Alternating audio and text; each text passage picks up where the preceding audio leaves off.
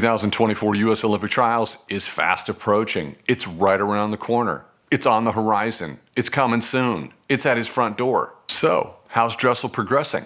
I mean, I feel great. It's still early on, obviously. Yeah. But from where I got in the water and immediately started working on what I was missing last year. Obviously, I didn't have a base. I had nothing to taper off of. It was kind of just like a, let's see what happens. And I knew that going into the meet.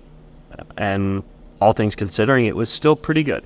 Not the 100 free. 100 free was not good. I'll say that. I'll say that every time. But every other event, it was fine. So it is different Olympic year. It really is. I don't know if it's just a certain energy you can feel, or if the practices are actually that much harder, or if you're just more critical of the practices you do have and the races that you do have at dual meets. I don't know what it is, but you can definitely tell it's different. But this year feels like it approached quicker because it did. We only had 3 years. And then Tokyo, you had an extra year. So it's different in that way. It's not like I feel unprepared because we are early on, but I know I've done everything appropriate. And I know talking to Nessie and Tracy and all the other coaches on staff, like we are in a really good spot for early October. Is that where we are? Yeah, October comes before November. Jeez, I put my head down too early on that 100 fly. I'm still getting oxygen back.